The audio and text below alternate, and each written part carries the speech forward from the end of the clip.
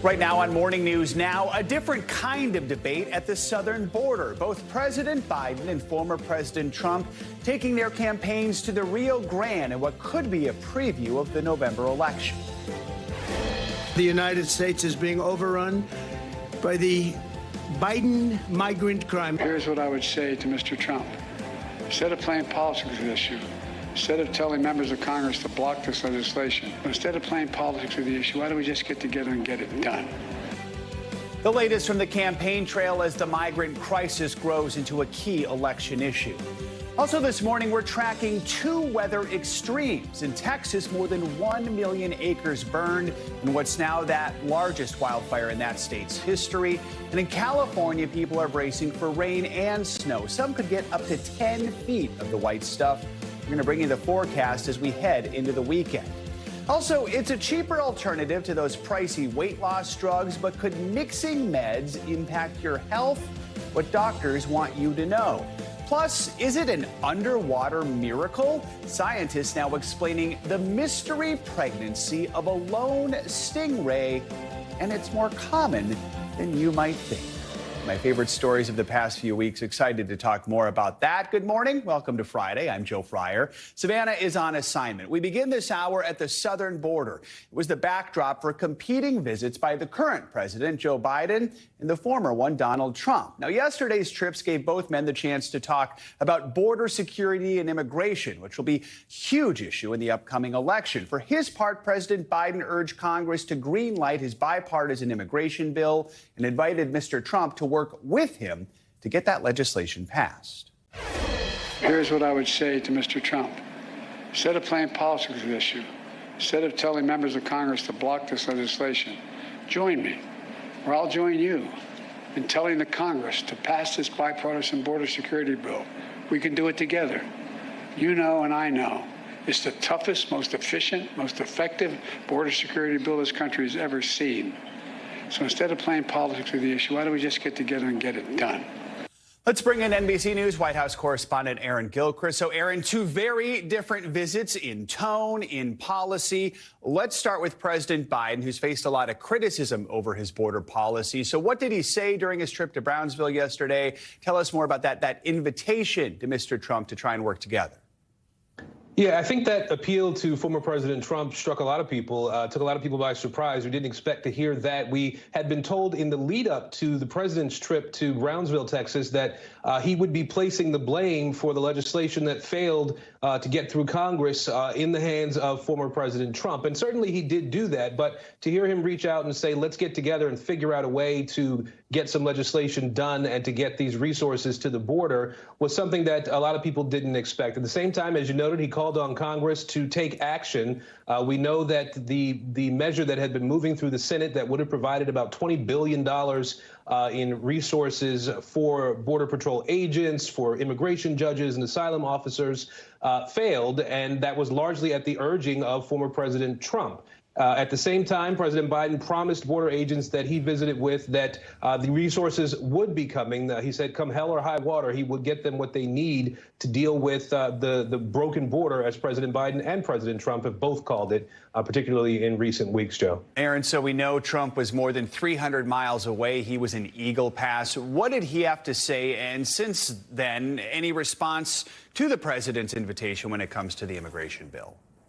We did hear from former President Trump's press secretary about that invitation, the appeal from President Biden, and essentially the response was that President Biden should take responsibility for the crisis at the border, they said, and use his executive power to try to close the border down immediately, according to President Trump's press secretary. At the same time, they blamed President Biden's policies for crime that we're seeing across the country, in particular referencing the murder of a nursing student in Georgia. They say at the hands of an allegedly at the hands of an illegal migrant. I want you to hear a little bit more of what President Trump had to say about this issue.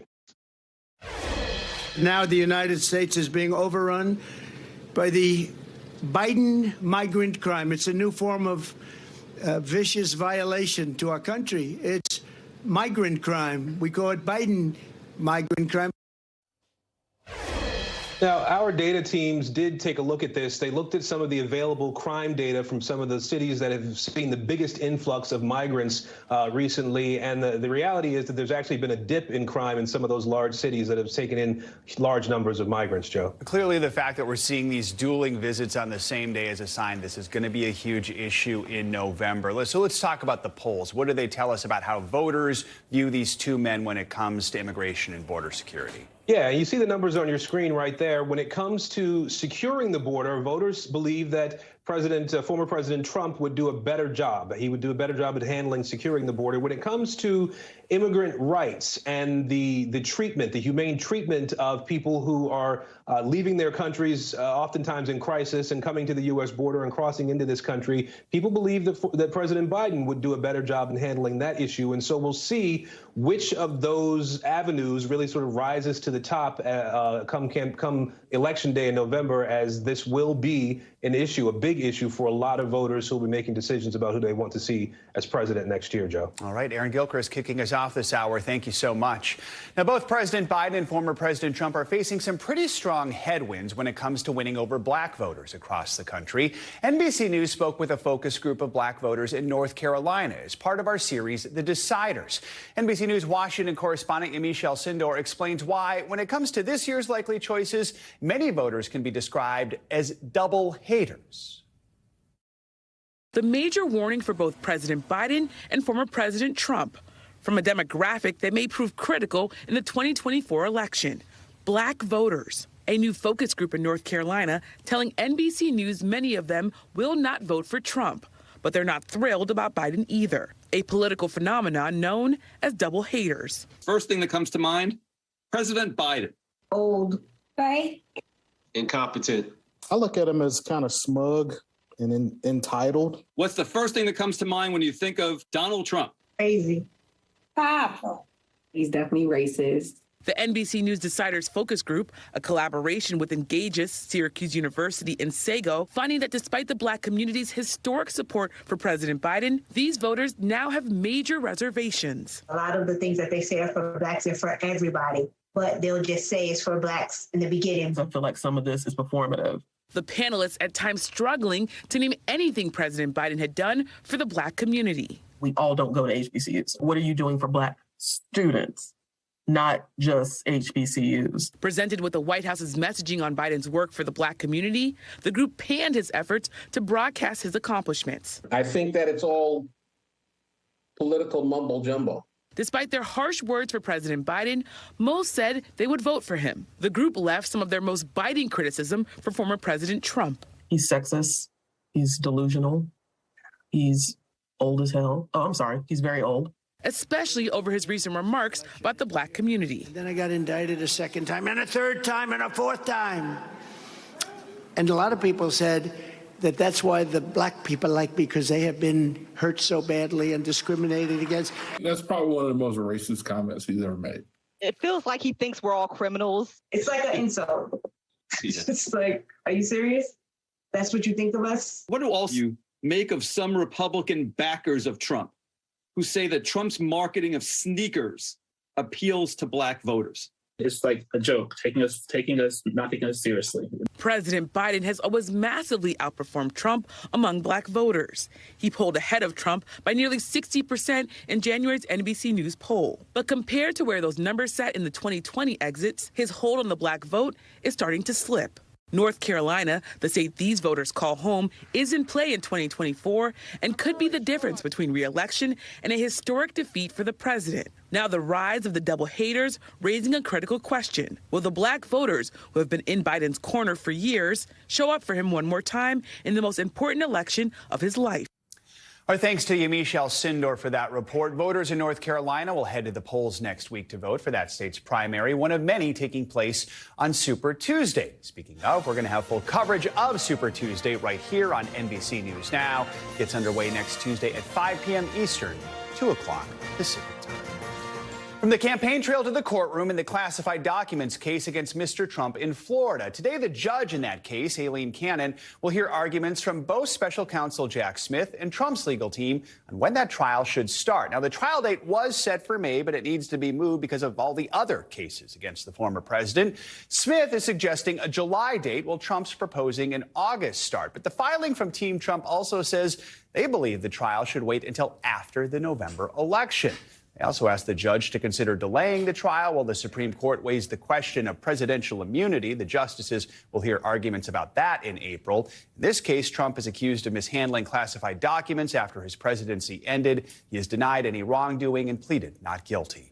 The Republican-led House Oversight Committee has released the full transcript of Hunter Biden's closed-door testimony. The president's son testified on Wednesday. It was an hours-long deposition on Capitol Hill, part of the GOP's impeachment inquiry into Hunter's father, President Biden. House Republicans have alleged the president was involved in his son's business dealings.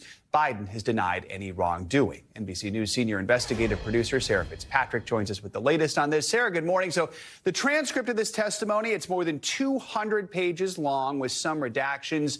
In your reporting, you say it underscores the disconnect between what House Republicans have alleged are criminal actions by Hunter Biden and his father, and then the testimony that they made public. So break down what we're learning about this transcript.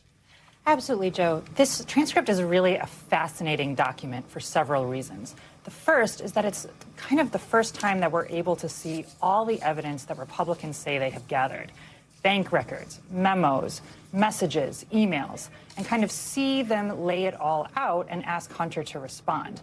And in many cases, in fact, in all cases, it appears that the conclusions that they were making from those documents were either inaccurate or mischaracterized or just overall kind of taken out of context and unsupported.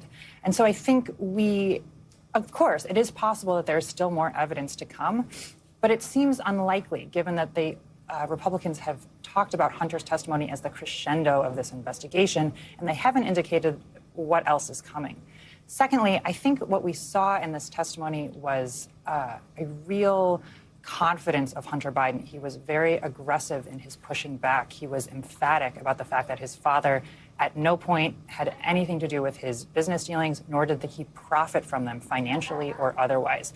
In particular, there's one email that has been long kind of pointed to by Republicans in which Hunter said that his father was in the room with him.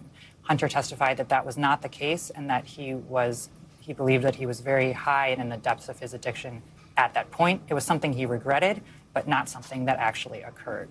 So after everything that's happened this week, the transcript release, the deposition, what are we hearing from the chair of the Oversight Committee, Congressman James Comer?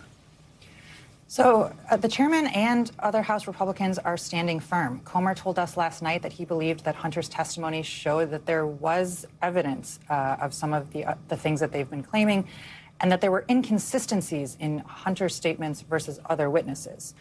I think he said that the committee is still moving forward with plans to hold a public hearing, although we're hearing from Republicans that they may not fully support that. So if that actually happens, we'll have to see what that entails and if they have the support to make it worthwhile. All right, Sarah Fitzpatrick, thank you so much. We know you'll continue to stay on this and appreciate all of your reporting this week.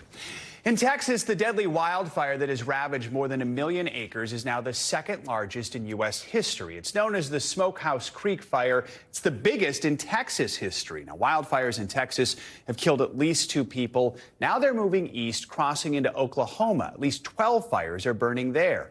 NBC News correspondent Morgan Chesky is in Canadian Texas with the latest.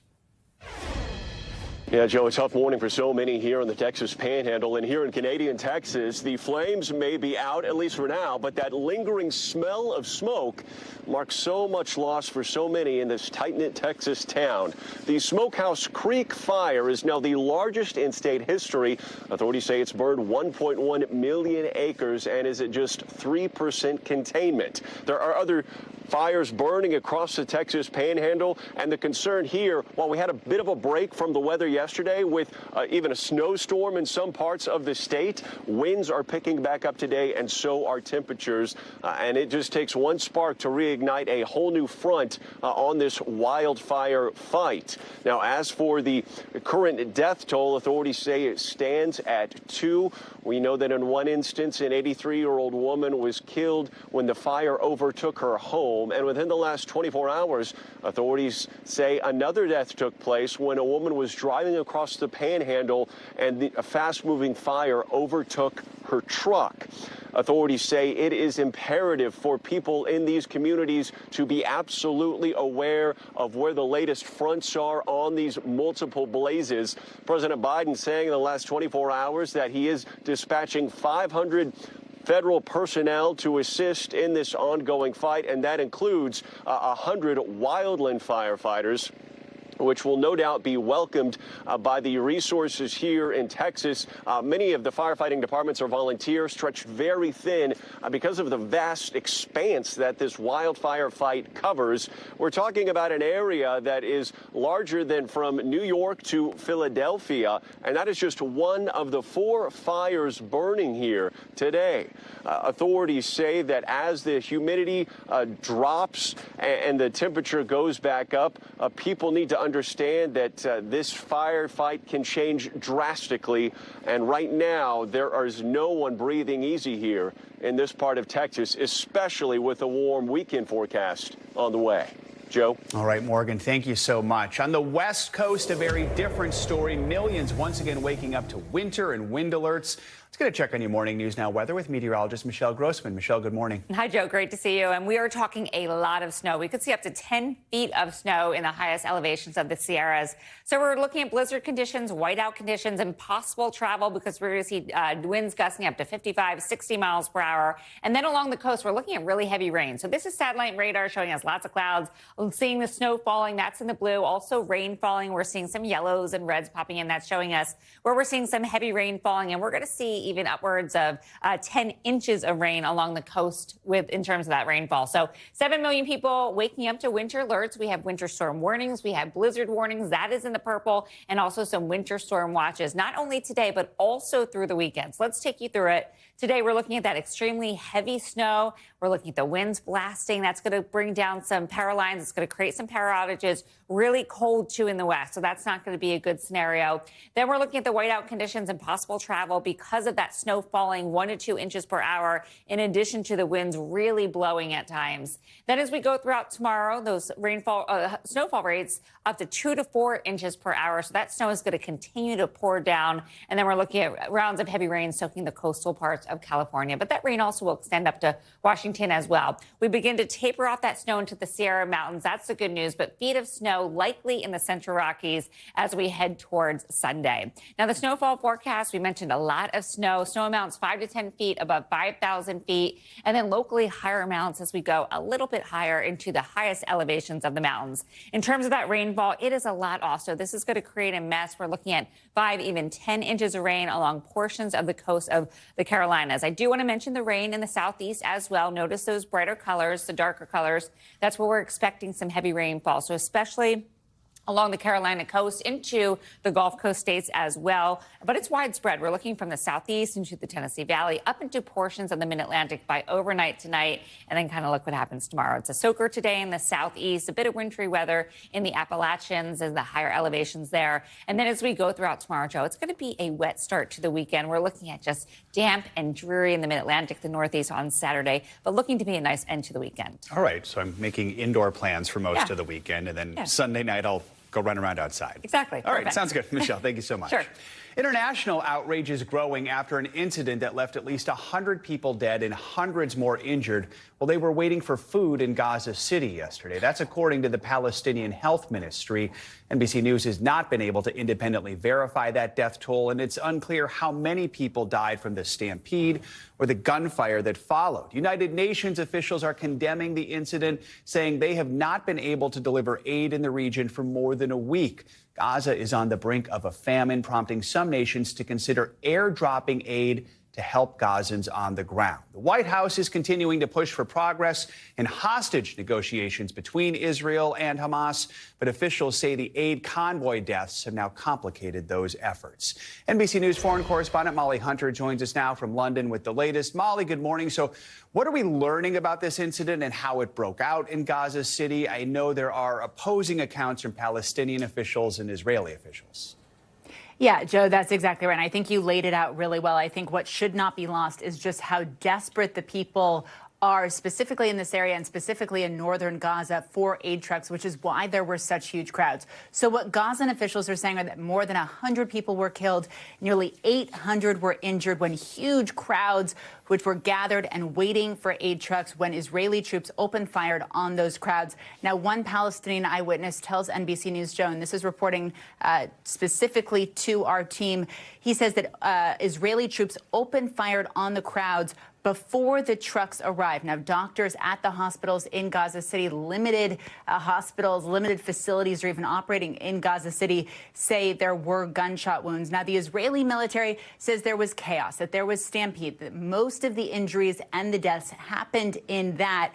The gunshots, they say, and they do say Israeli troops fired warning shots. They also say there were 2 incidents that were separate. Now, take a listen to what State Department spokesperson Matt Miller had to say. When it comes to establishing facts on the ground, we are urgently seeking additional information on exactly what took place. We have been in touch with the Israeli government since early this morning and understand that an investigation is underway. We will be monitoring that investigation closely and pressing for answers. Joe, again, I think what really should not be lost in this is that we have seen videos in the last couple of weeks of huge crowds crowding around these trucks. Trucks have rarely been able to get into northern Gaza, really just underscoring the serious desperation of the people there. Yeah, and because of that, as we mentioned, several nations are considering the possibility of actually airdropping aid into Gaza. I mean, walk us through more of just how dire the situation is, and is that something the U.S. would also consider? Yeah, it's pretty extraordinary because the land crossings, because the trucks, like the ones we saw in the incident yesterday, are having such a hard time getting to the people who need this aid most. Jordan and the UK, for example, have both resorted to aid drops, some more successful than others. We saw some video last week, actually, of aid drops missing their targets. But U.S. officials have told NBC News the Biden administration is considering airdrops. And this comes, and Joe, we have been reporting on this for the last couple of weeks, of kind of the looming famine that is arriving. The UN now warns that a quarter of the population, so just over 500,000 people, are, quote, one step away from famine. But you can see in these videos just how desperate people are for flour, for anything that they can feed their families. And hovering over all this is the negotiations. We know President Biden held phone calls with leaders in both Qatar and Egypt to try and discuss the future of negotiations with Hamas. The president seemed confident earlier this week. How do things look now? That's right. So we heard the president even say while he was eating ice cream, Joe, we all saw that clip, that there should be, or he hoped that there would be a deal by Monday. He's now walking that back, saying it doesn't look like there might be a deal as early as Monday. But he did hold some calls. We actually have a readout from the White House of his call with the Qatari prime minister, who's obviously playing a very important role, who talks about, obviously, the tragic and alarming incident yesterday. They grieved the loss of civilian lives and agreed that this incident underscored the urgency of bringing negotiations to a close as soon as possible and expanding the flow of humanitarian assistance into Gaza. The incident yesterday clearly does a couple of things. Not only does it erode trust, of course, between some of the main players at the table, really complicates negotiations. If you listen to the White House and you look at Sisi, Egypt's readout, and the Qatari readout, but it also underscores the need, this real desperate need for a deal that not only releases hostages, not only calls for a ceasefire, but also gets some much-needed aid into the people that need it most. All right, Molly Hunter, thanks as always for your reporting. Much more to come here on Morning News Now. Later this hour, fertility fallout. Now, lawmakers in Alabama are working to protect IVF treatments following that controversial embryo ruling. Up first, though, after the break, Russia divided as opposition leader Alexei Navalny is laid to rest. We're going to take you to this morning's procession next. Welcome back. This morning, a funeral service for Russian opposition leader Alexei Navalny is taking place in Moscow. Navalny died suddenly 2 weeks ago in an Arctic penal colony after years of being President Putin's highest profile critic. Navalny's allies accuse Putin of having a hand in his death, allegations the Kremlin strongly denies. NBC News reporter Matt Bodner joins us now. So, Matt, we know the service started a little earlier this morning. Walk us through what we've seen so far and then what's expected for the burial. Thanks, Joe. Well, I'd say it's been a pretty interesting morning so far. Obviously, the police have been expecting this funeral for a few days now. They made their preparations overnight, kind of barricading the church and the cemetery and the procession path between these two places. But nonetheless, despite, I think, every reason not to, we've seen about 1,000 people show up. That's a count from the Navalny team themselves. But you can definitely see a lot of people are gathered, have been gathered outside the church this morning in Moscow. Navalny's body, there was some concern this morning that authorities or morgue officials were continuing to sort of try to disrupt this entire event today, with Navalny spokesman saying that basically they were not handing over the body this morning on time as anticipated. So there were concerns. The body, though, of course, handed over. Hearst drove it over to the church. We saw the body go in. We've actually even seen images from inside the church with an open casket. So this has, I think, been allowed so far to more or less go unhindered. Of course, with everything out on the streets still going on. Right now, Navalny's body is moving from the church to the cemetery, and as I mentioned, there are police along the entire procession route, and this is not over yet. So we'll see how the day goes from here, Joe. You know, Matt, you talk about people showing up despite every reason not to. I mean, talk a little more about that and just the reaction we're hearing in Russia from both Navalny supporters and also from the Kremlin. Sure. Well, the Kremlin has, I think, been very clear about how it feels about Alexei Navalny. Obviously, he is dead now. Not only has he been dead for 2 weeks, they've spent the past 2 weeks basically sending very disrespectful messages to the family and his supporters. And I think that a clear message that dissent of any form will not be tolerated. And so this was reinforced even further when we saw vigils popping up very organically around Russia after Navalny's death was announced, and these were dealt with by the Russian authorities the way that I think we would all assume they would do it. There were arrests. So they were very clearly telegraphing how they might still respond to this. Even this morning, we saw the Kremlin spokesman Dmitry Peskov saying that unsanctioned gatherings are illegal, pointing out that according to the letter of Russian law, there are penalties that everyone attending this funeral today more or less is exposing themselves to.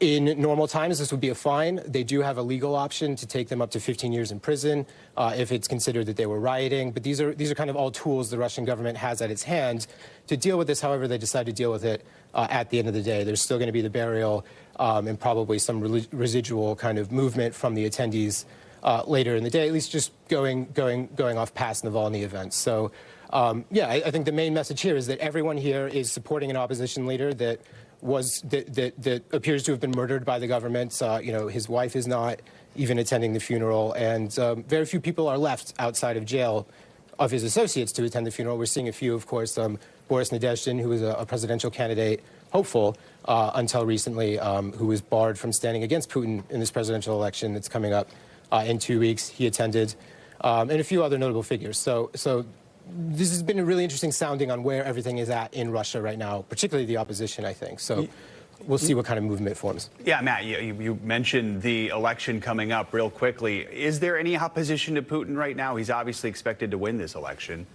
Sure. There's no doubt about what's going to happen on Election Day in Russia. They've engineered it as such. There is no genuine opposition candidate on the ballots anywhere in Russia that we're aware of, and instead, what we're seeing is essentially the usual suspects, kind of a phony opposition candidate from the Communist Party, one from a nationalist party. So they manage these things carefully, and we're seeing that here. All right, Matt Bodner, thank you so much. Appreciate your expertise on this one.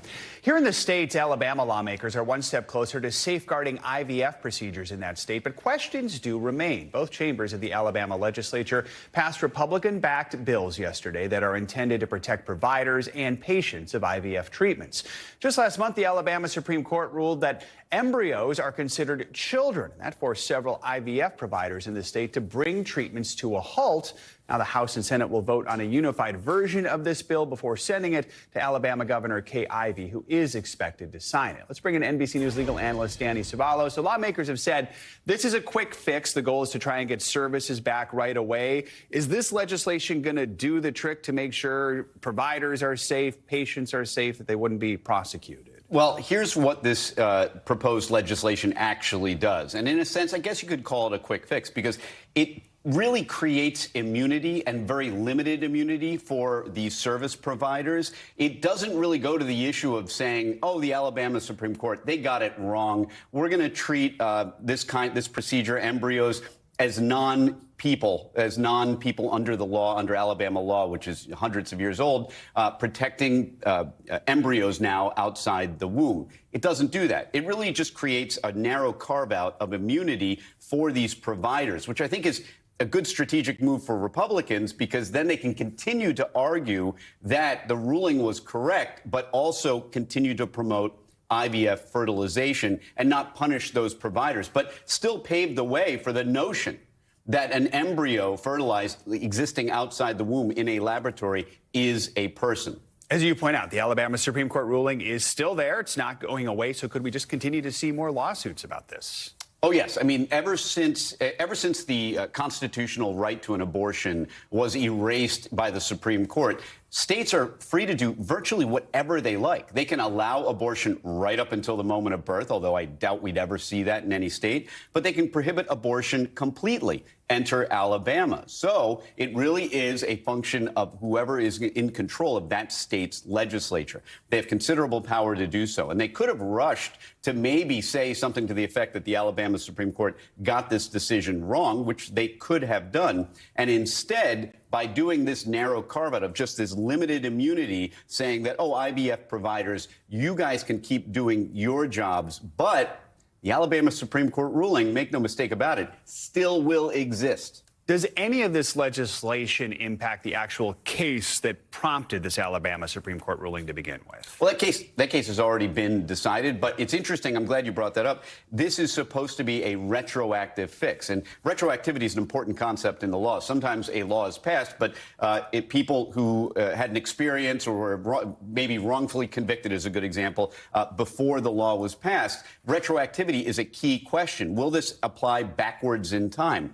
And it appears that this piece of legislation will do so. But again, the carve-out, the immunity provided, is really quite narrow. It's just for these providers. In essence, the legislation is saying, hey, these embryos are still people, and they're still to be treated as living persons. However, you IVF facilities, we're going to cut you a break. We're going to just make you immune, even though the law still believes that these are people living outside the womb. All right. Danny Savallo, thanks for explaining it to us. We appreciate it. Coming up, it's more affordable, but is it safe? Doctors are sounding the alarm about the potential risks of mixing meds. When we come back, more on the technique of compounding drugs and their possible side effects. You're watching Morning News Now.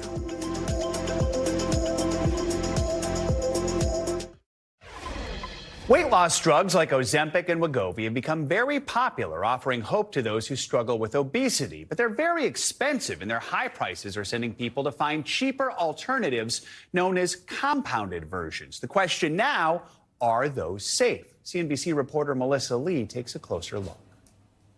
Do you want to keep the same length? For New Jersey hairstylist Kelly Fadigan, maintaining a healthy weight was never an issue until she had a child. I had my son, and we all know after 30, things just kind of start to change. Fadigan wanted to try Ozempic, the diabetes medication that is also shown to be effective and popular for weight loss.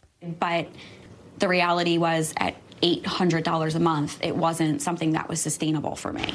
When there's a nationwide shortage for a drug like Ozempic's active ingredient, semaglutide, FDA rules allow for what's known as compounding, the art of mixing and custom making medications. I am on my way right now to get my first shot. Set that down. Fadigan was able to get her hands on compounded semaglutide, first from a local med spa for $300 a vial, then an online site. She loads the syringes herself.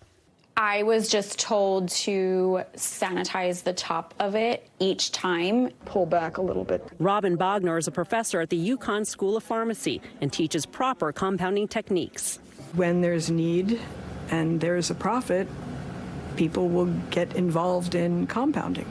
Dozens of compounding pharmacies across the country are mixing their own versions of compounded semaglutide.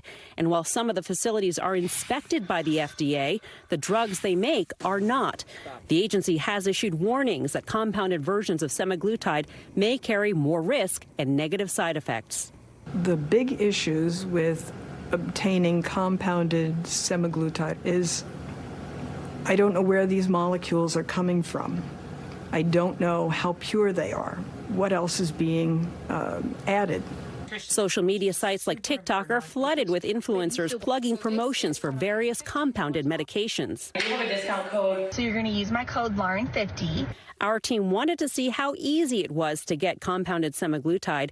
We tried 8 different telehealth sites that didn't require any blood work. Using our real health information, we shouldn't have been approved, and all but 2 sites did turn us down. But with one, after a quick consult with a doctor. I'm qualified. Okay, 5 questions and that's it. Great. This nausea kind of sucks. Kelly Fadigan has documented her experience on TikTok and is now sponsored by a telehealth company. She says she's comfortable with the choice she's made. I feel like when you feel like you have no other options, you jump for it and do what's necessary. For her, the reward outweighing the risk. For NBC News, Melissa Lee, New York. I bet you have some questions after that. Well, good news. We have Dr. Kavita Patel here, NBC News medical contributor, trying to answer some of those questions. So first, let's talk about what's leading to this shortage of weight loss drugs. I know I had a friend recently who was on a prescription and basically said, I can't find the drug, so I can't do it anymore. What's happening that's driving people to these alternative options? Yeah, Joe, it's that familiar tale of the supply chain. And this is not necessarily semaglutide, the active ingredient in drugs like Ozempic and Wegovy, are not necessarily that easy to make. It takes several processes under pretty strict kind of moderated guidance. And that in turn turns out to use supplies and people of which we have a shortage of, given all the demand that we just talked about, especially from social media and a lot of telehealth services. So semaglutide is the active ingredient. And what's at stake here is not compounding in pharmacies. Those are legal. And when there's a shortage of a drug like Ozempic or Wegovy, that is also legal. But what is not approved by the FDA is the active ingredient semaglutide potentially being kind of substituted for an easier and not necessarily accurate ingredient called a salt semaglutide. And if that's confusing to you and me, imagine how it is to someone who's getting marketed, quote, generic semaglutide, which technically doesn't exist. So, I mean, I guess this feels like a little bit of a gray area. As you mentioned, the FDA will allow compounding similar medications, but it isn't necessarily approved. Help us understand that. And then what are the risks involved with taking them? Yeah, so first of all, there are thousands of totally legal compounding pharmacies. They exist primarily, Joe, to help with not just drug shortages, but if you need special formulations, if you have allergies to certain parts of a medication. And usually when you get these drugs, like you saw in the documentary, which I highly recommend to people, it's fascinating. Melissa does a great job. They usually give you something that comes in the form of a vial that you need to inject, and there's sterile precautions. I would say, by the way, just wiping the top of it is probably not good enough. But getting to your question more directly, the actual compounding pharmacies can technically do this, but Novo Nordisk, the manufacturer of Ozempic, is not necessarily giving out the active ingredient. They're trying to use it and make it themselves for the drug that they're selling. So these are pharmacists that are doing the best that they can. But in some cases, and the FDA has been warning people, unfortunately, this is not necessarily ingredients that the FDA can say is accurate and really represent semaglutide. At the end of the day, it's not just caveat emptor, it's actually caveat injector, Joe, because you don't necessarily know if what you're injecting and what you've purchased is safe. There is nothing that you can look for, and that's why you have to look for reliable sources, compounding pharmacies that are familiar to your doctors. And if you have a telehealth prescription, like you just saw Melissa obtain on the documentary, you need to actually ask and drill down and say, which pharmacy can I use where we know these ingredients are authentic and that you have had experience with? That can at least get you started. The risks, I mentioned the infection from not using sterile technique, just the injection itself. But then if you're using a compounded form of salt semaglutide, it might not be active, Joe. It might not actually result in what you want The weight loss might not occur, the diabetes control might not occur, and some of the unintended side effects, the GI side effects we've talked about before, potentially could be worse. All right. Dr. Kavita Patel, thank you so much. Appreciate it. Thank you. Coming up, it is an underwater mystery, but scientists say there is an explanation behind the pregnancy of a lone stingray at a North Carolina aquarium. More on the phenomenon that is apparently not that uncommon. Stay with us. You're watching Morning News Now. We're back now with some money news. New York Community Bank is shaking things up after reporting some not so great quarterly numbers. CNBC's Bertha Coombs has that and other money headlines. Bertha, good morning. Good morning, Joe. Not so good and a little troubling on those quarterly numbers. New York Community Bank is replacing its CEO effective immediately after reporting a quarterly loss that was more than 10 times what it had previously indicated they would earn, and errors in its financial reporting. Just a month ago, the bank reported a surprise loss that sparked a broad sell-off in regional bank shares overall. It also renewed fears about the health of the industry nearly a year after the collapse of Silicon Valley Bank, Signature Bank, and First Republic. Meantime, owners of Ford electric vehicles can now use Tesla's charging network in the U.S. Of course, there's a hitch. They're going to have to wait because to get the adapter, Ford is going to provide it to you for free, but the automaker will not start shipping those adapters until the end of March. Tesla has nearly 2,400 charging stations across the U.S. and Canada, and Ford customers will pay Tesla for the electricity and can find out the price on Ford's mobile app. Meantime, speaking of Tesla, Elon Musk, the founder of Tesla, is suing OpenAI. That's the company behind ChatGPT, and its CEO, Sam Altman. Musk is accusing them of breaching contracts made when he helped found the maker of ChatGPT back in 2015. The lawsuit claims that Altman and co-founder Greg Brockman originally approached Musk to make a non-profit company to develop AI technology for, quote, the benefit of humanity. But now OpenAI, which is backed by Microsoft, is focused on seeking profit. Breaking that agreement, he contends, Musk stepped down from OpenAI's board in 2018. And Joe, one of the things here is that it was called OpenAI because they wanted it to be open source, so lots of people could see what was going on and use the technology. Now it's not open source, and people don't really know all the things that it's using to train the ChatGPT and the generative AI. Which is dominating our world right now. All right, Bertha, thank you so much. Appreciate it. Now to a science mystery that has everyone talking. This, we're going to show you, is Charlotte the Stingray. She lives in North Carolina, and she's getting ready to give birth. But here's the kicker. She has not had contact with a male for more than 8 years. It's like a Maury Povich episode of the animal kingdom. But scientists actually think in Charlotte's case, there is no father to her pups. And yes, stingray babies are called pups. It's just one of the things you're going to learn here. Dr. Mercedes Burns joins us to shed some light on all of this. She's an assistant professor of biological sciences at the University of Maryland, Baltimore County. Doctor, good to have you with us. So experts say parthenogenesis or virgin birth is the only likely cause of Charlotte's pregnancy. Explain to us, what is that? Sure. Yeah. Parthenogenesis is a form of reproduction or asexual reproduction. So that means an egg being produced by a female is developing all on its own, has all the complements it needs, all the chromosomes it needs in order to develop into a zygote that can grow into a baby. So this is, and in this case, go ahead.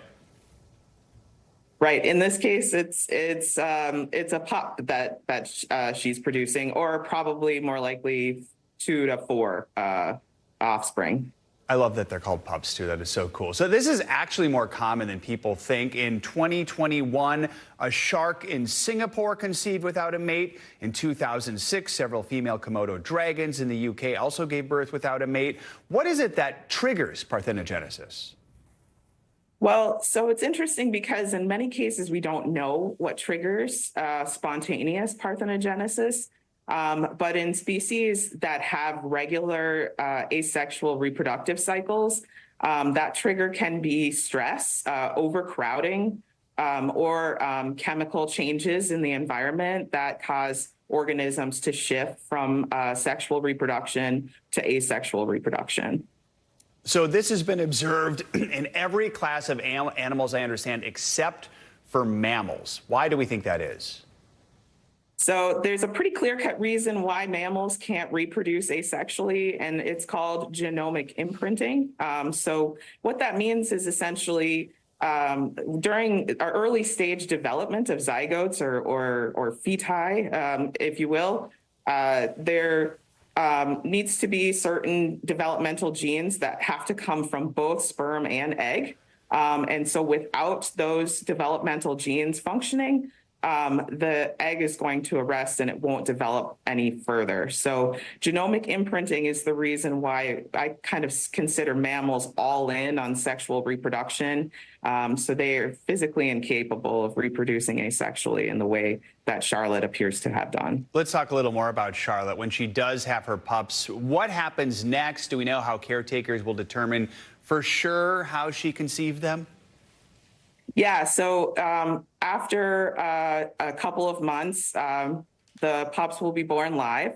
At that point, it's going to be important to examine those for signs of health, genetically and otherwise.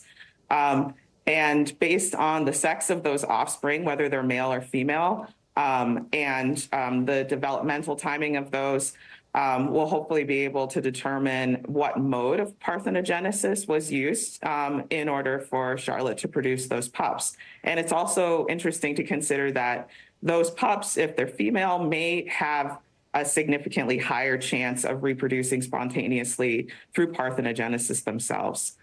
So it's possible that this could be a heritable trait that we're seeing, and that could be passed on from Charlotte to any female offspring she has. Very, very quickly, I'm going to play the role of Maury Povich here. Could it have been the shark? No, it's highly unlikely. It could have been any of the sharks that Charlotte was in the tank with that fathered her pups, simply because Charlotte's a round ray. The sharks in the tank are so deeply diverged from rays that there's so many genetic differences between the two that it's just not possible hybridization could have been at play. Although I can understand a lot of folks being fascinated by the possibility of hybridization, it's pretty unlikely in this case. All right, shark, you're not the father. Dr. Burns, thank you so much for joining us this morning. We really do appreciate your time. Coming up, brewing up history in the city of brotherly love. We're going to take you to Philadelphia for a tour of the city's first Black-owned brewery. You're watching Morning News Now.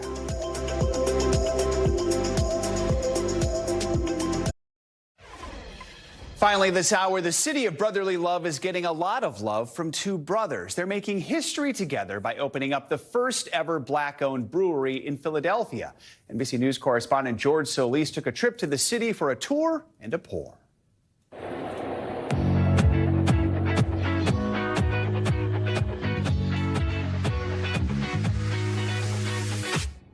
This glass of frothy goodness is more than just a beer. It's history in the making. Welcome to Two Locals Brewing Company, Philadelphia and Pennsylvania's first Black-owned brewery. Brothers Richard and Mengestu Coiler are the brains and bosses behind the brewery that just opened its doors late last month. It meant a lot to us to be here. This is where we grew up. Just how much it means we saw firsthand as we toured the room where the brew happens. It means a lot to you. You getting emotional? All right. Yeah, I'm always emotional. This is a lot of work, a lot of hard work. Yeah. Yeah. Currently, black brewers make up less than 1% of the total brewers in America, according to the Brewers Association. The pair candid about walking into rooms with distributors where no one looked like them. Cheers. Cheers. Do you feel a lot more comfortable being in those rooms now? Yeah, 100%. I mean, yeah, we understand how to navigate at this point in time. It was definitely a rough ride, but, you know, you live and you learn. This 6,000 square foot brewery is a major upgrade from the brothers' 2016 humble beginnings as backyard homebrewers. Just gave away a lot of free beer, which helped, it helped us sort of hone in on the different styles and just understanding what people liked and understanding how to brew the beer in the process. By 2018, the Coilers had formed their business. Then 2020 came barreling down. What do we want? Justice! When do we want it? Now! A few months later, after the deaths of George Floyd and Walter Wallace Jr. in Philly, the pair joined with other breweries across the country to raise money for social justice organizations. And this is really indicative of the brewing industry. You're brewing beer, you're about community, but you also find movements that are near and dear to your heart. Exposure, bubbling into all this. You want to try some? I thought you would never ask. You guys are going to have to try this. This is so good. Keeping things as Philly-centric as possible is important to the brothers. Yeah, we want to teach people about our culture and things like that through the names of the beer. Of our beer. Which is why we have something like Good John. Good John, yeah, because it's going to be a good John. That's Philly. The Coilers also aim to stay true to their Liberian and Jamaican descent, with dishes including the delectable Liberian beans, which Mom taught Chef to make. Our mother's, family recipes, just things we grew up eating. We wanted that to be here as part of this community. Which has embraced two locals breaking barriers by being themselves. It's an amazing city, amazing people. We're very passionate. People tell us all the time, we hope, you guys stay brothers after this. But, it's my idol, so it's cool. He supports me, I support him, so. Something tells me they will. After all, this is the city of brotherly love. George Solis, NBC News, Philadelphia. That's going to do it for this hour of Morning News Now. The news continues right now.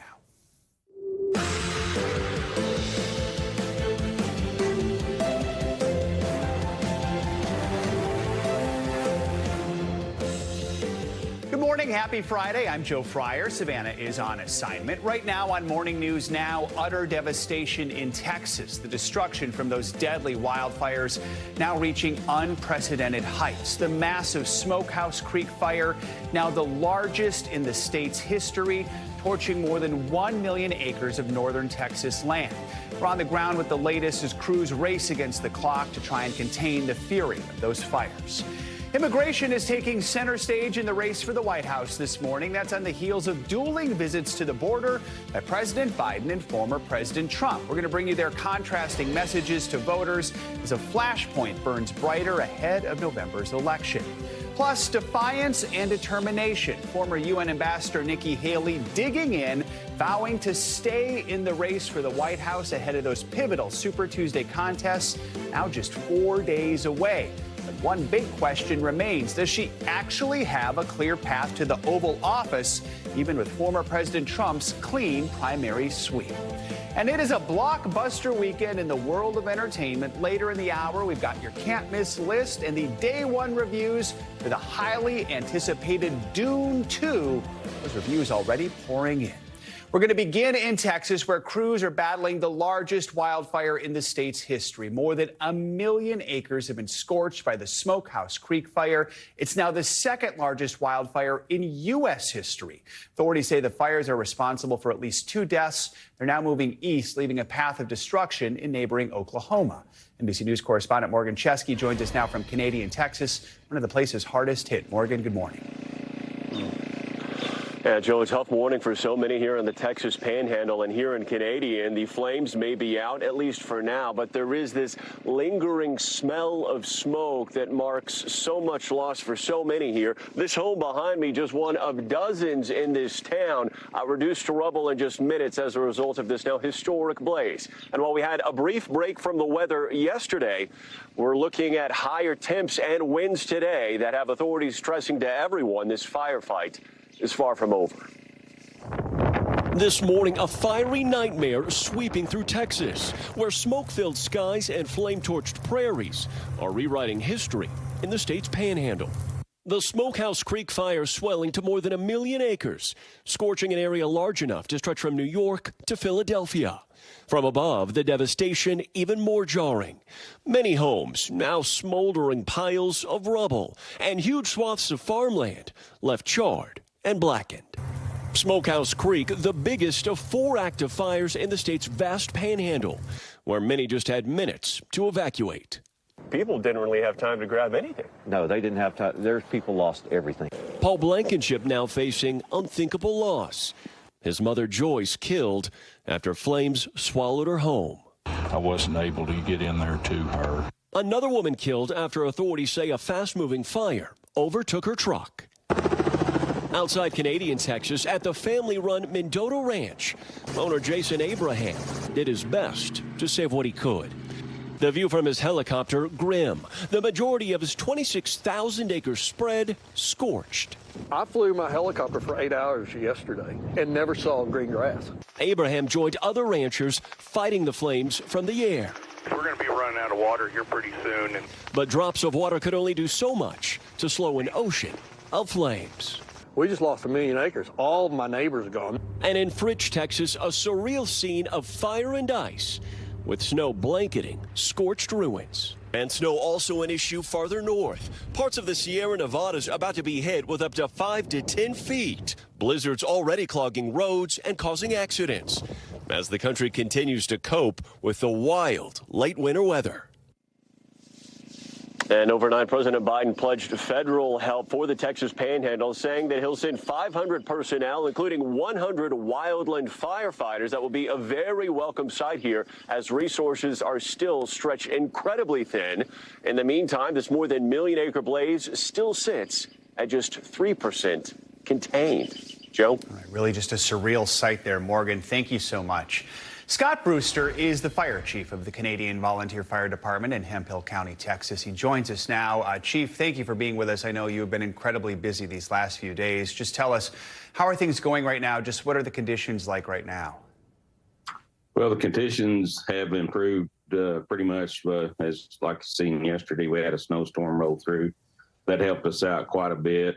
Things quietened down after that. And, you know, there's the Forest Service still helping out, shoring up the north lines here in our area.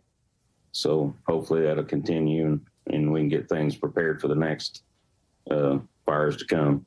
I think it's such a strange sight for people to see, is the fire, but also the snow. What are the biggest challenges that you're facing right now? Well, we live in the Canadian River Basin, and it's, you know, it's rough terrain. Getting around, and some of it is pretty rough. And then we go into the sandy hills where it opens up, and, you know, fire can just take off. But, you know, it's just things we deal with. You know, this isn't the first time we've had large fires like this, but we just try to prepare as best we can. I mentioned you're with a volunteer fire department. You are not getting paid to do this. Talk about why you do this and just all the people who are volunteering right now to fight this, the bravery and the dedication they have to this. Well, we just want to help our, you know, our neighbors and everything. And, you know, it's just the need to be a volunteer. And, you know, we do it. We love it. And we want to help take care of people. What's some of the reaction you hear from people as you work to save their homes and put out these fires? Oh, they're just grateful, you know, for the ones we was able to. You know, we lost, I don't know what the count is now, somewhere around 50 homes here. And, you know, they just come up and hug you and tell you thank you. And we're just doing the best we can. How much is this going to impact this community when you talk about all of the homes and property and land that's been lost? Well, you know, a lot of people, you know, it's going to affect them financially. You know, they're going to have to find, for the cattle that are still living, they're going to have to find places to put those cattle, get them fed. You know, people are already donating fencing and everything to help us build back. People are already coming in with equipment, water. I mean, we've got truckloads of water. The people, the support is just overwhelming. You know, we're trying to find places to put things, but equipment showing up to help people clean up what they've lost, and you know, we're just going to build back better. You mentioned the rest of the fire season that's ahead. It's March 1st right now, and we're seeing this. We usually didn't think of this as fire season, but now we know it's basically year-round. But how worried are you about the fact that we're just going to continue to see this? Well, as you stated, you know, historically in our area, we've had some of the biggest fires of the year. You know, back in 2006, we had the Amarillo Complex fire, where we had 2 fires running together, and, you know, they both were almost 500,000 acres apiece. And it's just, for some reason in March, I guess the changing of the seasons, and in March, it's historically just a really windy, you know, we have days that got 60-mile-per-hour winds, and the humidity gets down to 0 at times. And, you know, it's just something we prepare for all year long. And, you know, when it happens, we just try to do the best we can. Well, Chief Scott Brewster, we appreciate you taking the time to talk with us and appreciate everything you've been doing. We're thinking of you and your teams and your community over these coming days. We thank y'all for the support of everybody around. So we're getting calls from everywhere, and we appreciate it. All right. Good luck and take care. Let's get a check on your morning news now. Weather meteorologist Michelle Grossman is here. A lot going on all around the country, right, Michelle? A lot going on, yeah. We're going to see those winds continue this weekend. We're looking at really low humidity, dry conditions, gusty winds. That's going to contribute to fire danger once again. Like he said, we had that break yesterday, but we're going to see it ramp up today and then especially tomorrow to critical levels. So as we go throughout the day, the fire risk still remains in the high plains and the central plains, portions of the southern plains. To the west, we are so active. We're looking at blizzard conditions, whiteout conditions, really gusty winds gusting up to 55, 60 miles per hour. That's going to create some really treacherous travel, if not impossible travel, because the snow will be pouring down. We're going to see snowfall rates of 1, 2, 3 inches per hour. We're going to total inches up to 10 feet of snow. Some spots may even see 12 feet of snow. That's going to be in the highest elevations of the Sierras. Now, as we look towards the northern plains and Midwest, we're looking at near record highs, and those really warm temperatures are contributing to this fire danger. As we head towards the southeast, we have a system that's moving through that's going to bring the chance for rain today. Some of it could be heavy. We're also looking at the chance for some thunderstorms because that southerly flow is working in. That's warmer air, and that's going to clash with the front. That's going to create the chance for some thunderstorms, especially heavy rain along the Gulf Coast at times and along the Carolina coast. We are clear in the Northeast right now. That's going to change as we go throughout the overnight hours into tomorrow. Same thing in New England, same thing in the Mid-Atlantic. Temperatures milder than yesterday. We had the winds really kind of gusting yesterday in the Northeast and the Mid-Atlantic, and it was chilly. We're going to rebound today and kind of lose those winds. So not a bad day today. We start out damp and dreary tomorrow in the Northeast, also the Mid-Atlantic, into New England. The Southeast, once again, we're looking at showers and storms kind of lingering there. The middle of the country looks the same, too. We're looking at really warm temperatures, well above normal for this time of year. We're going to start to break records once again. We're going to see those temperatures 10, 15, 25 degrees above normal for this time of year. Gusty winds as well. That's going to create that critical fire danger, red flag warnings as we go throughout Saturday in the central and southern plains. And then the same story in the west. That snow continues to pour down. We could see snowfall rates on Saturday, 4 inches per hour. So another day of whiteout conditions and blizzard conditions. Sunday, snow continues throughout the Intermountain West. The Sierra Nevada mountains, we're going to start to see that snow tapering off. It's really the Rockies where we're going to see feet of snow. Then many records will be broken on Sunday. Record highs, fire risk continues in the central and southern plains, and we are drying it out nicely in the Mid-Atlantic along the Carolina coast into portions of the Northeast, New England as well. Showers will continue for the state of Florida. So this is the big story today. 7 million people impacted by winter alerts. Again, we're talking about, I mean, it's hard to fathom how much snow it will be. 10 feet of snow. Like every time I say it, I'm like, that cannot be right. And even up to 12 feet in some spots. It's like, it's one thing to say, okay, don't go outside and drive in it, but then it's like, but then when it lands, then what? Then what it's like you're just stuck in your house. I mean, you have to be, right? Yeah, it's a lot. And just completely like a white outside. No kidding. All right, well, hope everyone stays safe and has lots of groceries. Michelle, thank you so much. Sure. The race for the White House featured a pit stop at the southern border with the issue of immigration taking center stage. President Biden and former President Trump made dueling trips to the border yesterday. The current president even reached out to Trump, inviting him to work together. NBC News senior White House correspondent Gabe Gutierrez joins us now from Brownsville, Texas. Gabe, good morning. Hey there, Joe. Good morning. There's been a significant shift in this race. Former President Trump has always taken a hard line on immigration. Overnight, he once again said migrants were poisoning the U.S. But President Biden is now also tackling the issue head on.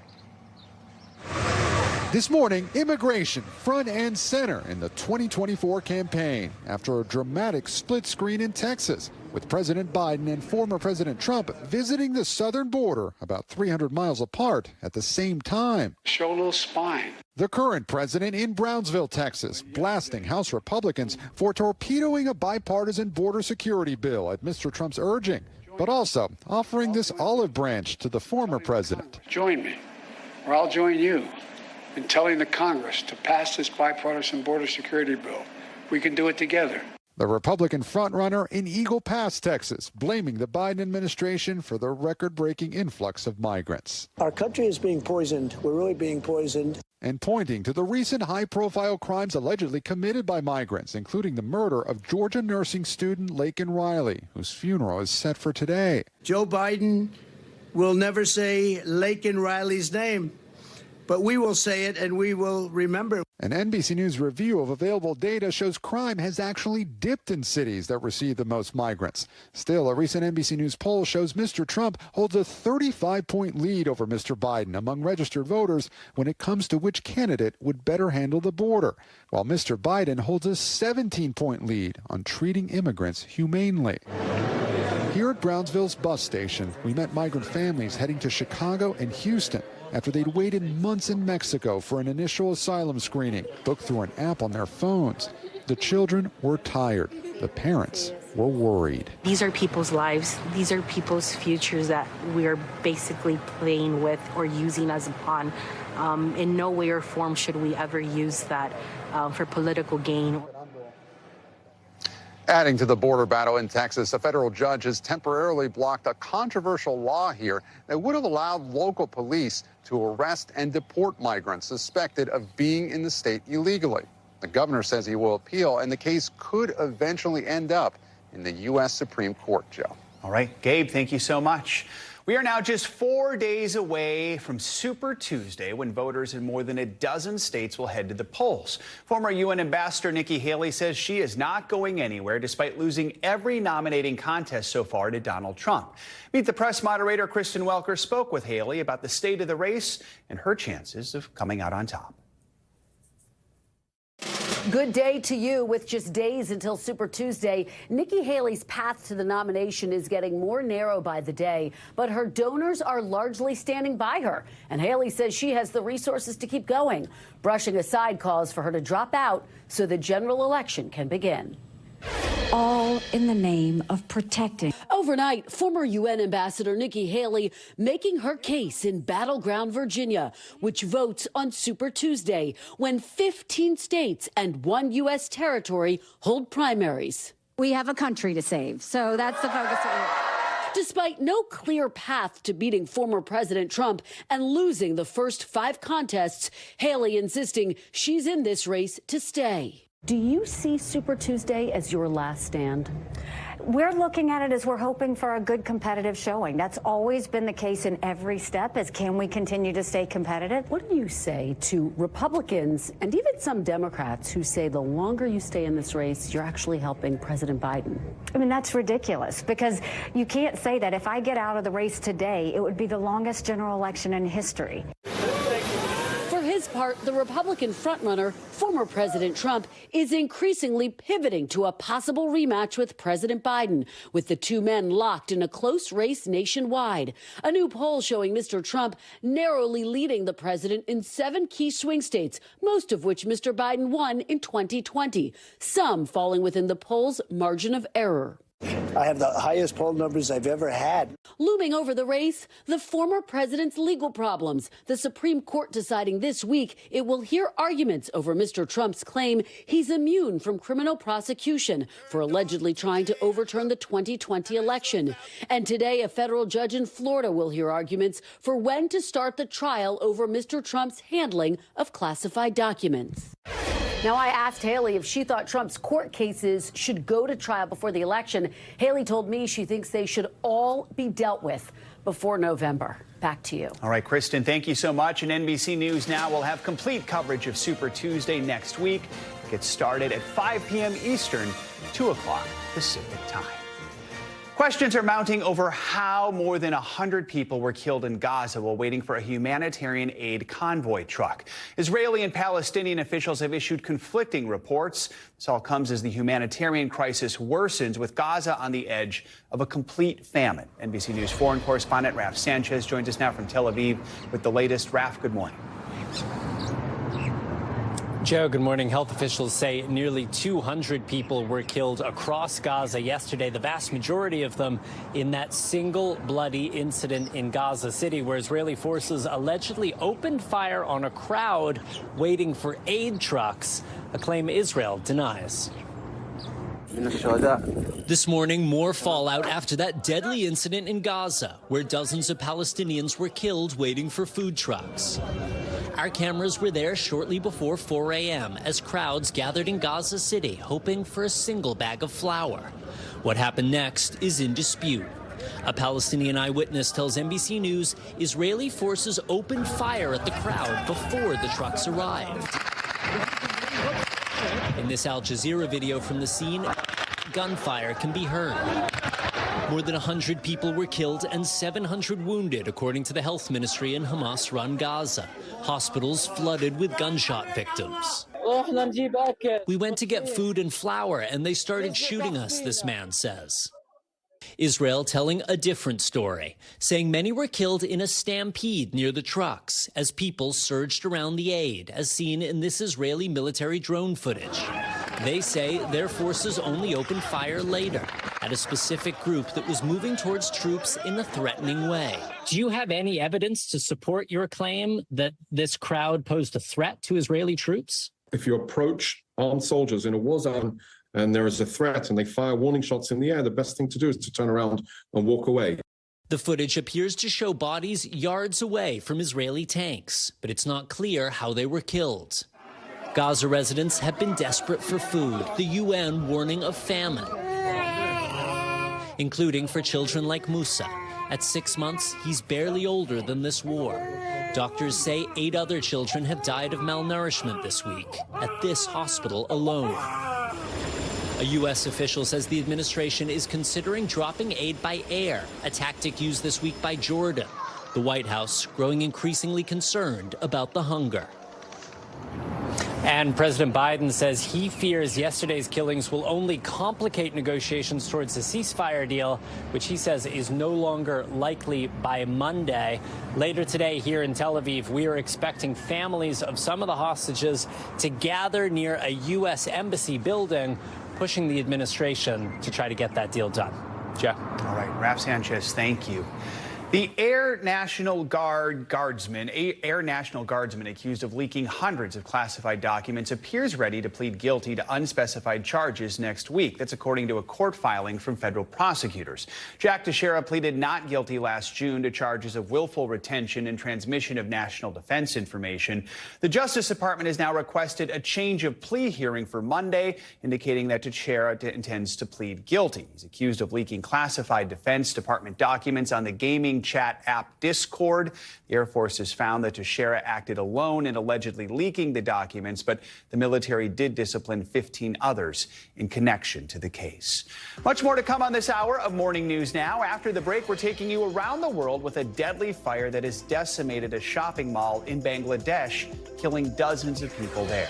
But first, Alexei Navalny laid to rest this morning at a funeral in Moscow. We're going to take you there next. Welcome back. The funeral of Russian opposition leader Alexei Navalny has been taking place in Moscow throughout the morning. It comes 2 weeks after he died suddenly in an Arctic penal colony. Mourners greeted the coffin with applause amid heavy security at the church. NBC News Chief International Correspondent Keir Simmons has the latest. Keir, good morning.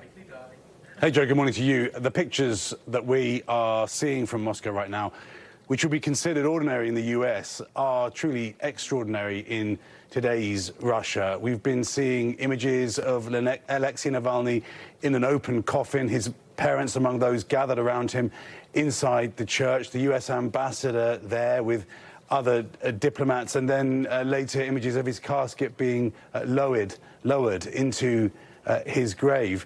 The Russian authorities harassing supporters right to the end this morning, releasing the body later than promised. This morning, Alexei Navalny's coffin carried into church, President Putin's strongest opponent until his death in a Siberian prison. Outside, supporters chanting his name. Overnight, Russian riot police arriving, the Kremlin warning any unsanctioned gatherings would be illegal. Still, organizers say over 1,000 Russians have gathered near the church in Moscow to bid farewell. This is a huge loss, this woman says. He gave his life in the fight, says another. Navalny's team organizing a global live feed of the event. 24 hours after President Putin's menacing address to the Russian nation, shown on massive screens in Moscow. Alexei Navalny's widow will not attend her own husband's funeral. Such is the risk to her after refusing to be silenced. Putin must answer for what he has done with my country. And the immense danger of simply attending an event like this, underscored by charges of treason against a Russian-American citizen, Ksenia Karelina. This, the first glimpse of her in court this week, accused of donating to a Ukrainian charity. Just $51. She's innocent. She's a normal person. $51. Come on. And so many thoughts must be going through your mind about what it must be like for her. They get to shower once a week, which is painful.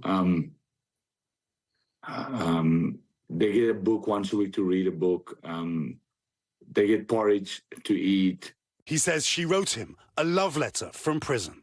She said, I've got a little window in my cell and I can see the sun. And I know that I look at the same sun as you look at. And when the sun goes down by my end, it comes up at your end. So we're not that far away, my love.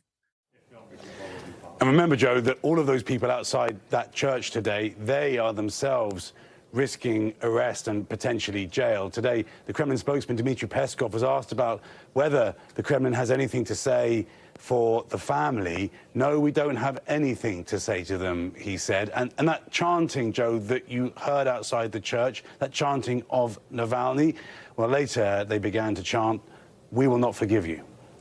Wow. All right, Keir, thank you so much.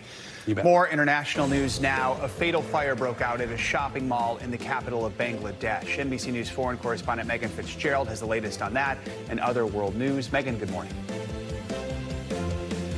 Joe, good morning to you. That's right. We start in Bangladesh, where that fire just ripped through the six floors of that shopping mall in the capital city, killing at least 43 people, injuring dozens of others. Now, officials on the ground say that the fire broke out yesterday evening in the capital city, Dhaka, in the downtown area. Firefighters say the blaze broke out in a popular restaurant, trapping many people inside before it spread through the building. The exact cause is under investigation. And elections have kicked off in Iran, where voting is already underway. The country is holding its first election since the anti-government protests in 2022 over the death of Mahsa Amini, a young woman who died in custody after being arrested by Iran's morality police for incorrectly wearing her hijab.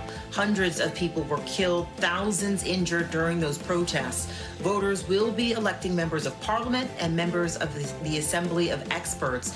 The U.S. State Department says that many Iranians don't believe the election will be free and fair.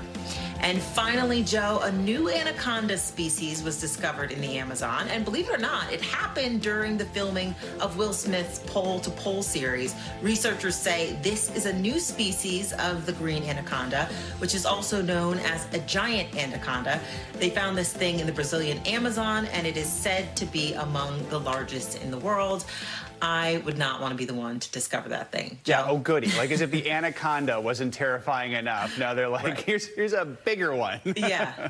All right. Here's a new one. Exactly. Megan, thank you so much. Appreciate it. California mountains, two bald eagles named Jackie and Shadow are patiently waiting for their eggs to hatch. What they don't know is thousands of people are keenly keeping an eye on their eggs too. It's all thanks to an online Nest camera. NBC News correspondent Kaylee Hartung joins us with this heartwarming story from L.A. Kaylee, good morning. Hey, good morning, Joe. So it's been 35 days since Jackie laid the first egg in this year's clutch, and that means it's time for all of us to be on pip watch. That is when the eagle chicks make a tiny break or a pip in their eggshells. That's the first sign that they're about to start hatching. Meet Jackie and Shadow, a celebrity couple, captivating thousands online. The pair of bald eagles have been enduring brutal winter storms to protect their eggs. The Love Nest being broadcast to the world live by the nonprofit Friends of Big Bear Valley, giving viewers an intimate look at the process. Oh, look at cool. This. Look, you can see the 3 eggs. Oh, right. Yes, this is perfect. She knew that she was on camera. Eagles are used to the cold, but Jackie, an experienced mom, has been incubating overtime this year, setting a new personal best for continuous egg sitting. She was on the eggs for 62 hours straight, which is a new record for her, at least. She did not take any breaks or have anything to eat.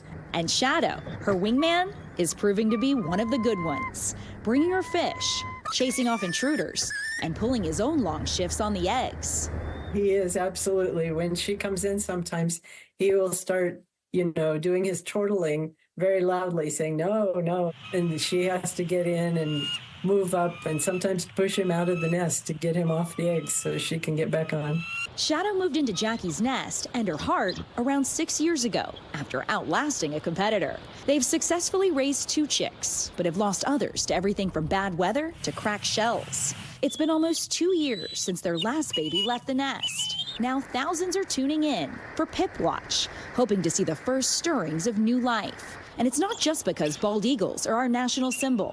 Folks who watch them most say this married couple seems a lot like us. And I think people connect with them on an emotional level because they show what they want. They argue. They are very loving towards each other, and they just show in their behavior all the things that are going on inside of them. Joe, I've been one of the thousands this morning watching the Nest Cam live. I've got it pulled up on my phone right now. Jackie's awake. It's pretty early here on the West Coast, just before 6 a.m. You can see the eggs right now. That's when it gets really exciting, when she starts stirring around. No Pip, as far as I can see. But Jackie's awake and checking things out. Right now, get this, over 9,000 people are streaming this on YouTube right now. The Eagles, they're just like us, Just relationship like goals. All right, Kaylee, thank you so much. Appreciate it. Coming up, forget a league of their own. Let's belly up to a bar of their own. After the break, we're going to take you to a brand new spot in Minneapolis where you can get your fill of women's sports and women's sports only. The owner joins us next right here on Morning News.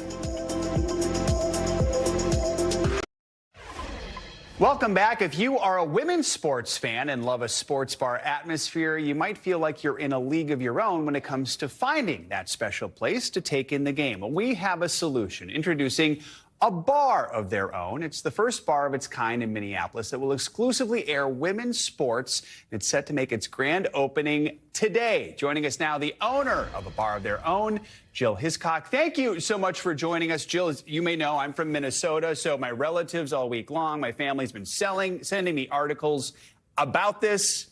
They're excited about it. Talk about the inspiration behind this and the personal meaning behind a bar of their own.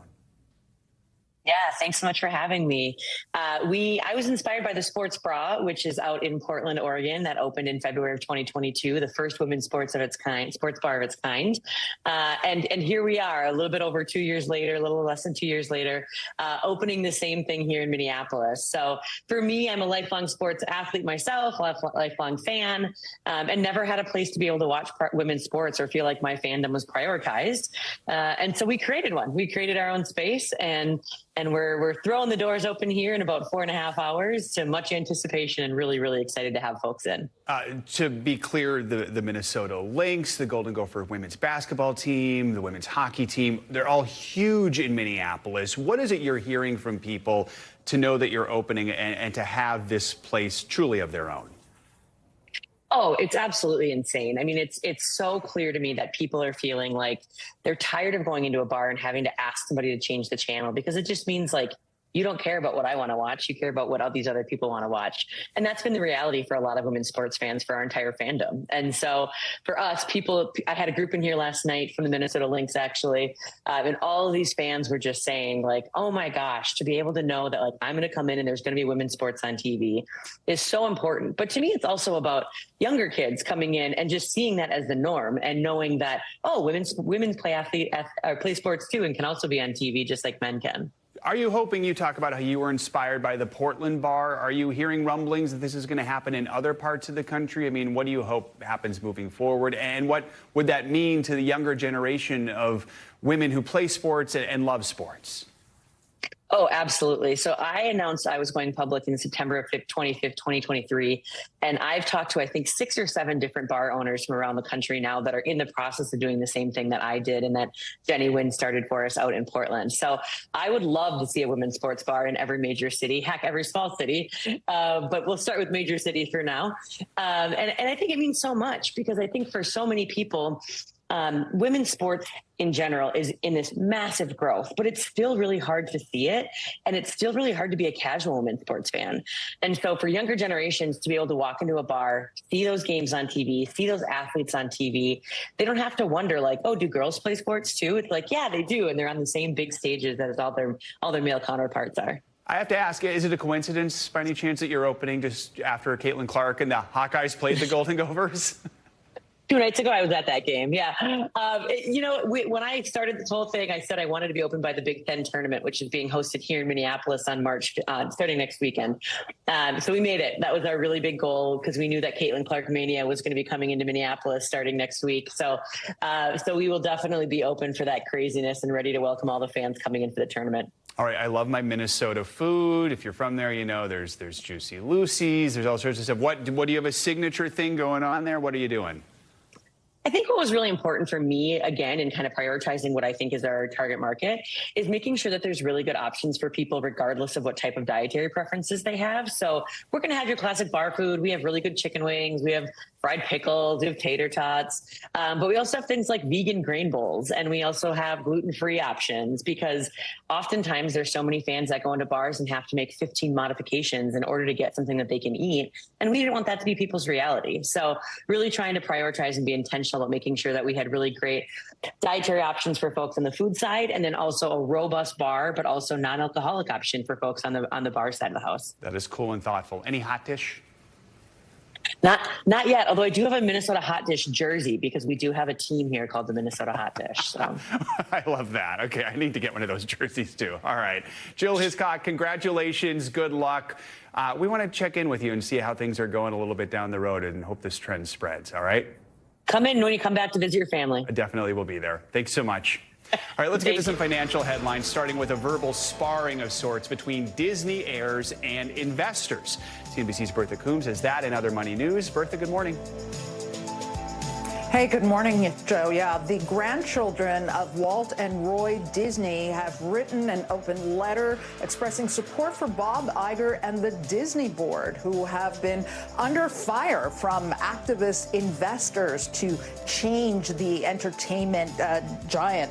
In an open letter to Disney shareholders, they express concerns about the threat posed by these investors, calling them, quote, wolves in sheep's clothing, waiting to tear the company apart. Disney is in the midst of a proxy battle with billionaire Nelson Peltz. He is pushing the company to cut costs, create Netflix-like profit for its streaming business, and clean up the succession planning for when Bob Iger eventually leaves. Meantime, Facebook is removing the news tab in the U.S. and Australia from its sites and will stop paying publishers like CNN and the New York Times for their content. The news tab launched back in 2019 with millions of dollars in deals for publishers, but it's going to go away for good here in the U.S. starting in April. Meta, the parent company of Facebook, already removed the tab in the U.K., France, and Germany. It claims that news makes up less than 3% of what users usually see in their Facebook feed. Meantime, Goodwill has literally struck gold. A store in Pennsylvania received a rare 14-karat gold mask from Lego's Bionic line. It auctioned the 1-inch tall piece for more than $18,000. Now, Goodwill says that the store manager initially put the thing up for sale for about $14.95, and then he started getting curious when people were coming in offering to pay $1,000 for the piece. They researched it and decided to put it up for auction. The proceeds are going to go towards Goodwill's causes. But, you know, can you imagine? That would have been an amazing story on Antiques Roadshow. I'm obsessed with that show. But can you see someone saying, yeah, I got this $14 thing that's worth $18,000. Yeah, that probably would have been like the thing at the end of Antiques Roadshow, which you always know is going to be like the biggest surprise too, right? All right. Love it. Bertha, thank you so much. On Tuesday, school started out like any other day for the second grade classes at one elementary school in Elkhorn, Nebraska. Little did they know they'd be getting a surprise visitor, and for two students, it would be extra special. Reporter Marlo Lundak from our affiliate WOWT in Omaha has that story. I'm with the Army National Guard, and I've been gone for a little over 9 months, and I'm here to surprise my 7-year-old twins. Major Timothy Wobig is home about a month early from his deployment to Afghanistan. He and his wife, Katie, knew this would be the perfect opportunity to surprise their two kids, Leela and Roman, at school. To be honest, I am more comfortable walking through the streets of Afghanistan than I am standing here in the school right now waiting to say hi to my kids that I haven't seen in so long. For about 10 months, I've been thinking about it. Just thinking about how they're going to react or how I'm going to react. First up, Leela. Electronic signal appeared. The hug they've been waiting months for. And the giggles, too. Boo. Just across the hall, Leela's unsuspecting twin brother, Roman. How about you get your stuff, and then I'm going to go say hi to your brother. Okay? Yeah. Now, it was his turn. Hey, bud.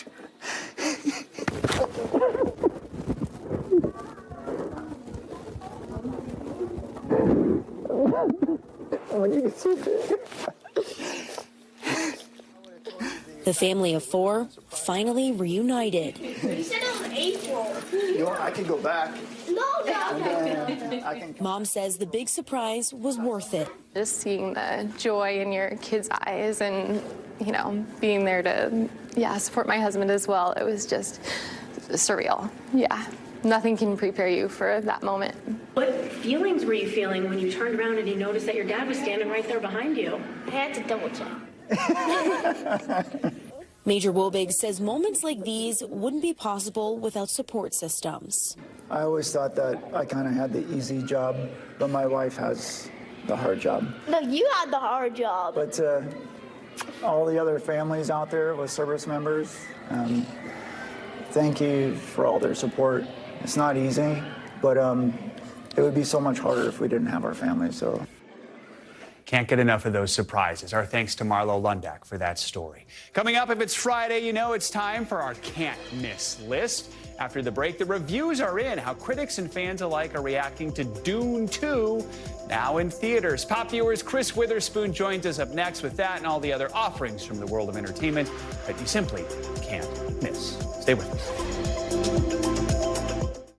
Welcome back. Iowa's basketball superstar is taking her historic success to the big court. Caitlin Clark announced that this will be her last season at Iowa, shooting down a 5th season, opting instead to enter the 2024 WNBA draft. But she's not, of course, hanging up her jersey just yet in Iowa. Clark scored another record on Wednesday night against Minnesota, where she officially became the top major college women's scorer with 3,650 points and broke the NCAA women's record for most three-pointers in a single season. The Hawkeyes currently seated 6th in the league. Clark said that this season is far from over and we have a lot more goals to achieve. And then, of course, she will, without a doubt, be the #1 draft in the and #1 pick in the WNBA draft. Finally, this hour, time for our weekly can't miss list. And this week, there's no shortage of new movies, shows, and music to bring you. Here to help us sort it all out is Chris Witherspoon, the founder and CEO of Pop Viewers. Good to have you with us. Joe. Dune 2. That is like the movie right now. We need a blockbuster. It's Doomsday. It's Doomsday. Doomsday. It's Dune 2. It picks up where the last one left off. So Timothy Chalamet is teaming up with Zendaya's character. They're on a warpath for revenge against the folks who killed his family, and also Austin Butler. Elvis is out in the desert, you guys. He's a maniac. His name is Not with Speed that accent, Rafa. though, right? I know. His name is Speed Rafa. You also have Florence Pugh, Rebecca Ferguson, Christopher Walken, and folks are calling Dune 2 the best blockbuster of the past decade. I saw it last night. It is amazing, a visual treat. Also audio. It's just so much going on in there. The first one got a lot of Oscar nominations, so this one's getting a lot of buzz too. Then a big budget, $190 million this one. So they have to do upped it well by $25 million. Yeah. All right, I'm looking forward to that one. All right, let's talk about TV and streaming. I remember seeing the promotions for this one while I was watching True Detective. It's Kate Winslet. It's called The Regime. Yes. She's sort of the leader of a European country that doesn't really have a name, which I always think is kind of funny. Like, who is she leading? What's going on? Yeah, Kate Winslet is back on Max. This time it's not Mayor of Easttown, and no mayor accent, but she's playing this as part of this crumbling government in a present-day European country. She plays the country's chancellor, so she's second in command. But you also have Andrea Riseborough, Hugh Grant, and it's kind of a drama with a bit of a dark comedy twist to it, and it comes from the producers of Succession. It felt like it had that sort of comedy vibe to it. I mean, she seems like she's playing like a character. I mean, I'm still not over her working mayor. Like, I love that. I love that TV series. And that accent, yes, right? And that accent, yes. Which I cannot duplicate, so I won't try. Though it had a little Minnesota flair to it, I have to say. All right, there's a political satire on Apple TV Plus. It's called The Completely Made-Up Adventures of Dick Turpin.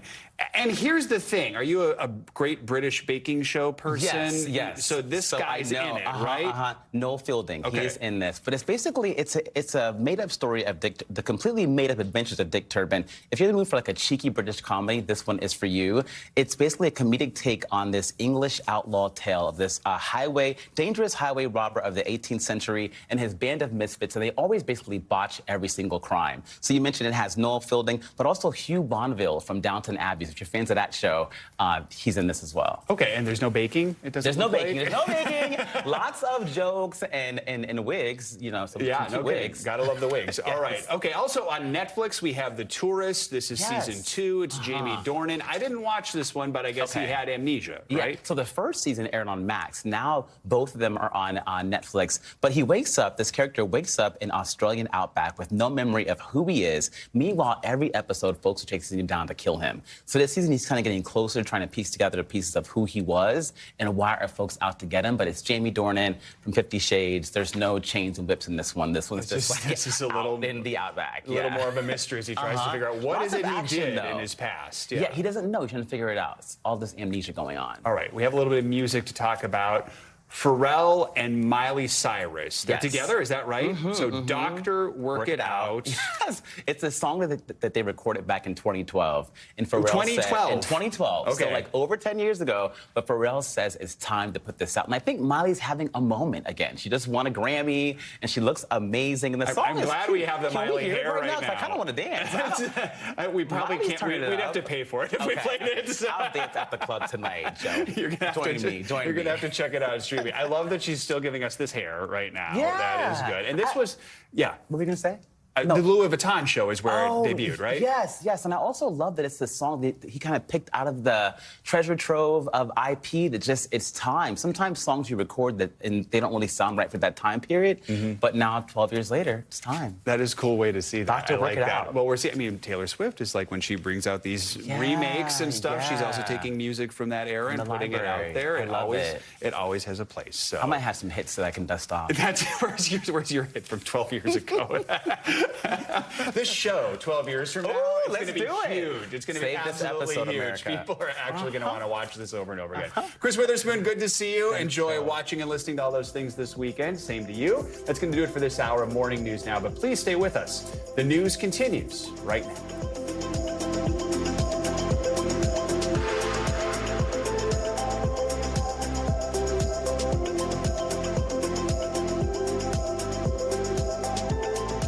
Welcome back. Iowa's basketball superstar is taking her historic success to the big court. Caitlin Clark announced that this will be her last season at Iowa, shooting down a 5th season, opting instead to enter the 2024 WNBA draft. But she's not, of course, hanging up her jersey just yet. In Iowa, Clark scored another record on Wednesday night against Minnesota, where she officially became the top major college women's scorer with 3,650 points and broke the NCAA women's record for most three-pointers in a single season.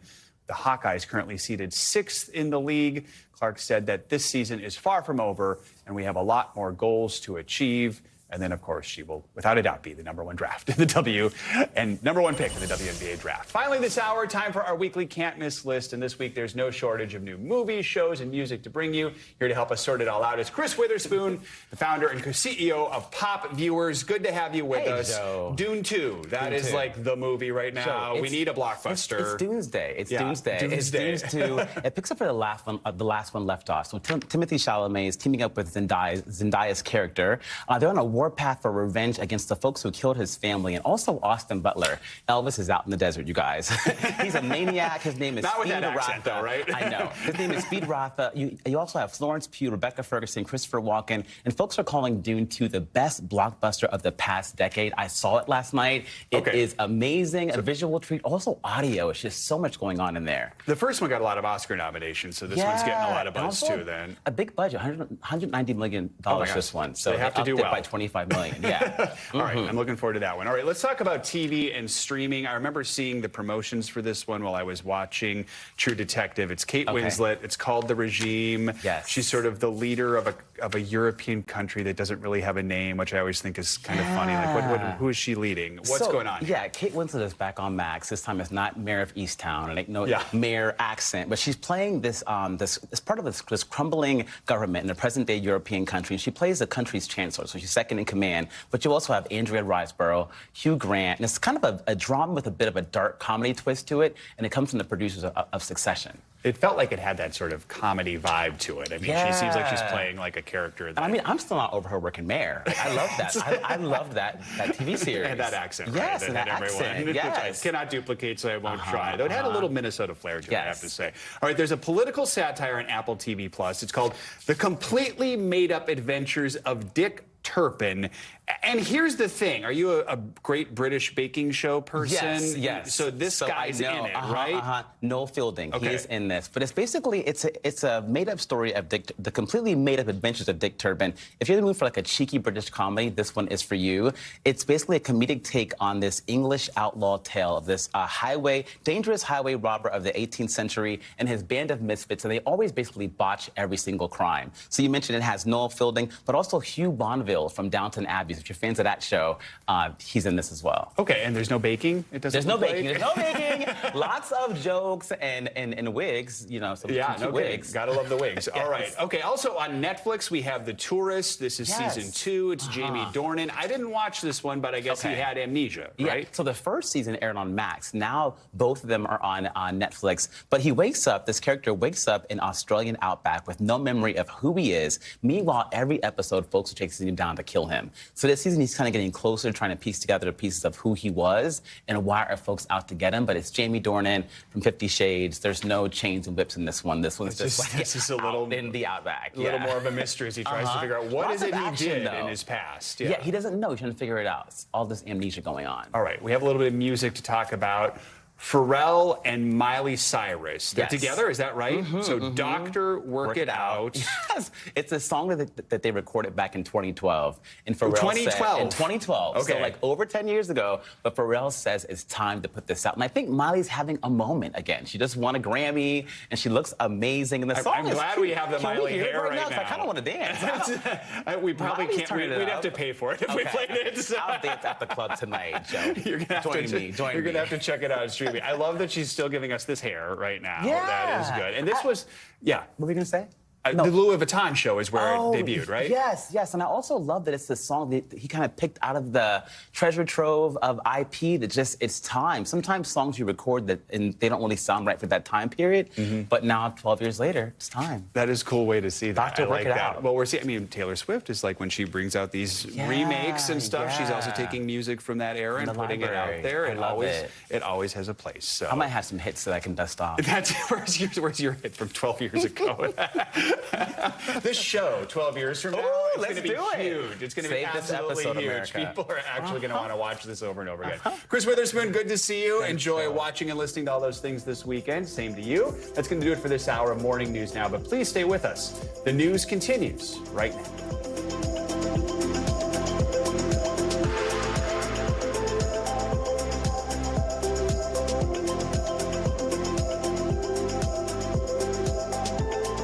Thanks for watching. Stay updated about breaking news and top stories on the NBC News app or follow us on social media.